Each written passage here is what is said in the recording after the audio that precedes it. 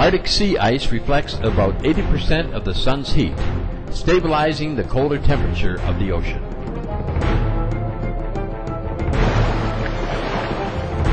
Based on the latest satellite data cited in a December 2007 article, National Aeronautics and Space Administration climate scientist Jay Zwally predicts that nearly all the ice could be gone from the Arctic Ocean by the end of summer 2012.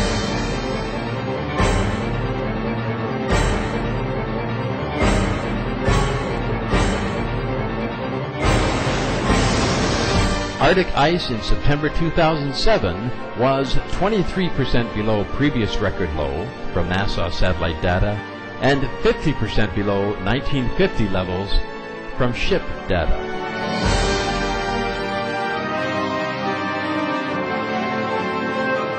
Other records surpassed.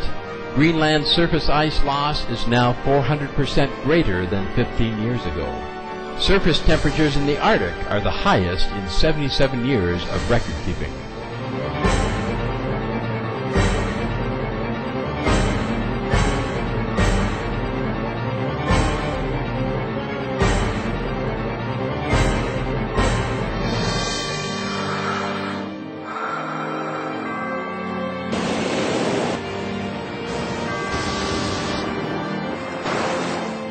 There is hope. According to James Hansen, top climate scientist at NASA, we have passed tipping points. We have not passed a point of no return. We can still roll things back, but it is going to require a quick turn in direction.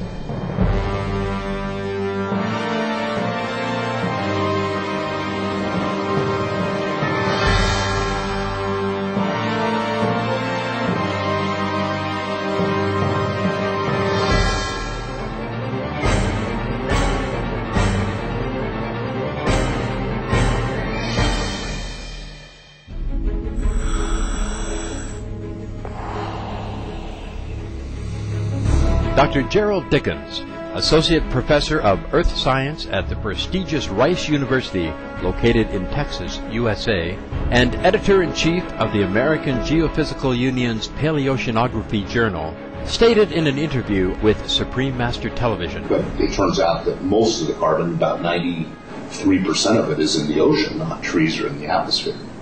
And so what's happening right now is we're adding a lot of carbon to the atmosphere, and it's coming in much faster than it can go into the biosphere or into the ocean. So that's why the CO2 is going up very, very quickly. According to U.S. University of California Davis's newspaper, the California Aggie, published on March 4th, 2008, U.S. professor says methane from Arctic lakes adds to global warming. In a talk presented at the University of California at Davis, Dr. Katie Walter, a professor of limnology and environmental research at the University of Alaska, stated that methane bubbling up from Arctic lakes is now being released into the atmosphere. This is due to melting of the lake's permafrost layers resulting from climate change. According to Dr. Walter, who has personally conducted Arctic lake research in areas such as Siberia, this phenomena causes further global warming because methane fuels its own production by melting even more permafrost layers once released.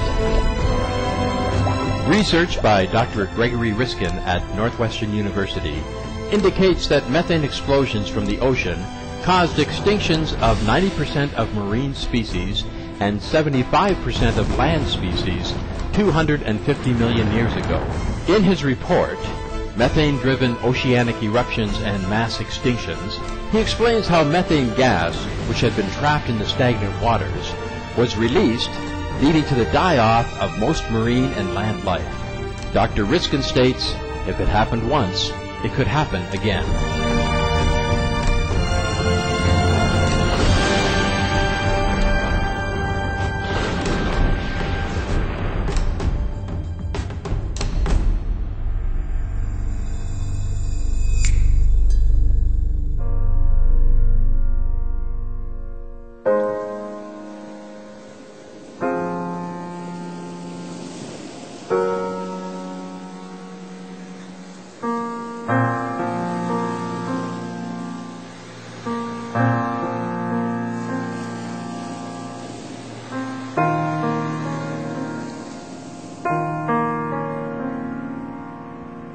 wanted to ask, if you had a message for the leaders of the world, what would you say to them? I would say to them, use their mighty power to change the diet of the planet. Adopt immediately new technology, sustainable energy, and set an example by themselves by becoming a vegetarian or vegan. Use their mighty power, use their example to set a new diet for the planet, the vegetarian diet. Yes, thank you, Master. They first have to be vegetarian, and then they use their power, truly. They could do that by forbidding meat as well, by citing all the harm that meat would do to humans and the planet. Forbid meat eating, just like forbid smoking cigarettes. And drug. There's also another kind of harmful drug.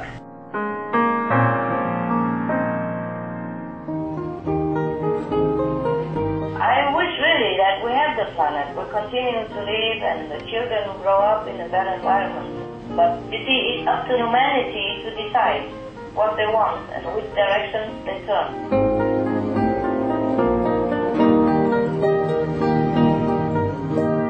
Master, since stock breeding is the major cause of greenhouse gas, it looks like vegetarianism would be a solution, but do you think it would be enough?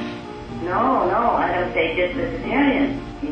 Technology has to change. We have veggies, we have sustainable energy, we have hybrid cars, we have planting trees, we have prayer, remember? Vegetarianism is for a long-term benefit, to lessen the karma, protect the mercy of heaven.